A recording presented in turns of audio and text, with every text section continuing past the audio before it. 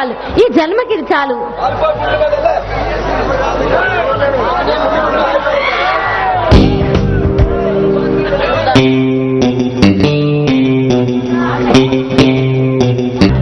కొంచెం ప్రసన్న నుండి వెళ్ళాను. ఒరే వినోద్, నేను 4 నెలలు ఇంటి దగ్గర లేకపోయేసరికి ఈ మన వ్యాపారం అంతా చిన్నాభిన్నం చేసేవరా. ఇంతకీ కిరణ్ గాడు మన శైలజని వదిలాడా లేక? లేదు డాడీ, బాగుంది. మీ వద్ద తీస్తారు వెళ్ళింది శైలజ. సరే కానీ నువ్వేదో కాలేజీ అమ్మాయిని రేప్ చేసి చంపేసావని విన్నాను. ఆ అమ్మాయిని టెంపరీగా ప్రేమించాను. దాంతో ఆ పిల్ల నెల తప్పింది, నన్ను పెళ్లి కూడా చేసుకోమంది. దాంతో నాకు కోపం వచ్చి పైకి పంపాను. అవును సార్, వాళ్ళ తల్లిదండ్రులు పోలీస్ కేసు కూడా పెట్టారు. శభాష్, నా కొడుకు అనిపించుకున్నావురా. నువ్వు వెళ్ళి రెస్ట్ తీసుకో, ఆ విషయం గురించి నేను చూసుకుంటా. సార్, వినోద్ గారిని ఇక్కడ ఉంచడం మంచిది కాదు. జగన్, ఏ పాపారావు పవర్ ఏంటో నీకు తెలీదు. ఈ ప్రజలను ఎలా దారిలో పెట్టాలో, ఈ పోలీసు వాళ్ళని ఎలా అదుపులో పెట్టాలో నాకు బాగా తెలుసు. నాకేమే అర్థం కావట్లేదు సార్. అందరికీ అర్థమైతే అది రాజకీయం ఎందుకంటారా? పిచ్చివాడా, ఈ పోలీసుల్ని ఈ ప్రజలు కుక్కలు అని అంటుంది. ఆ కుక్కలని మనము కట్టేసి కాపులా కాయించుకోవాలి.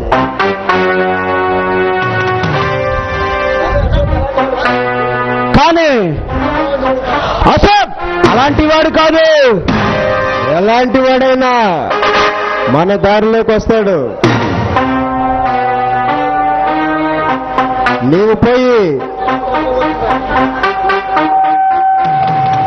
పోయి మనం పంపించవలసిన బంగారాన్ని రాకా చాకులకి ఇచ్చి పంపించు. అలాగే సార్.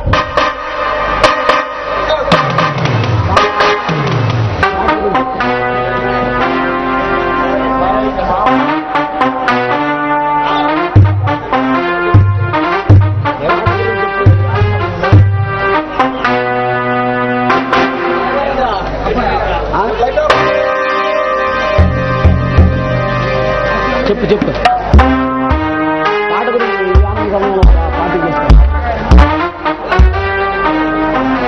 ఈ ఆనంద సమయంలో మంచి పార్టీ చేసుకో, నేను పని వేస్తా. Okay sir.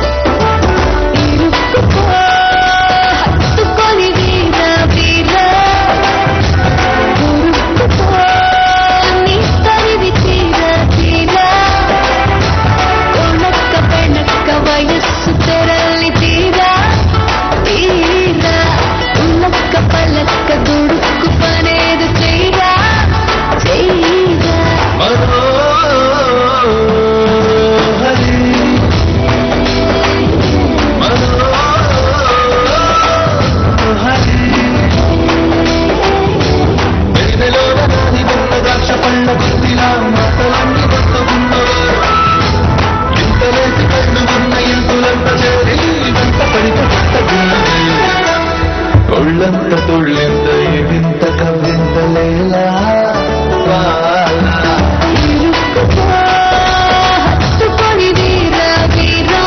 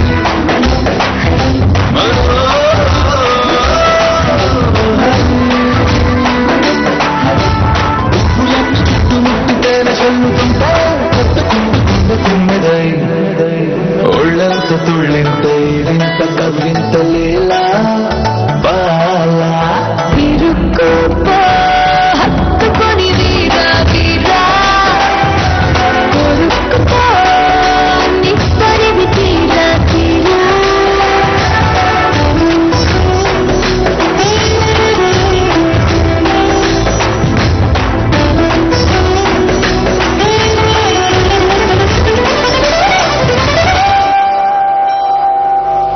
కుమార్ గారు రండి, కూర్చోండి. ఫస్ట్ టైం మా ఇంటికి వచ్చారు. ఏం తీసుకుంటారు?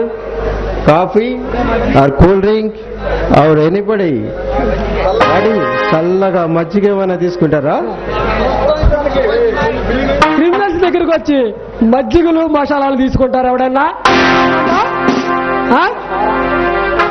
ప్రస్తుతానికి మీ అబ్బాయి వినోదిని పంపిస్తే చాలు. What you mean? ఏమిటండి మీరు మాట్లాడేది? అవును, మీ అబ్బాయిని మాత్రమే ఇస్తే చాలు.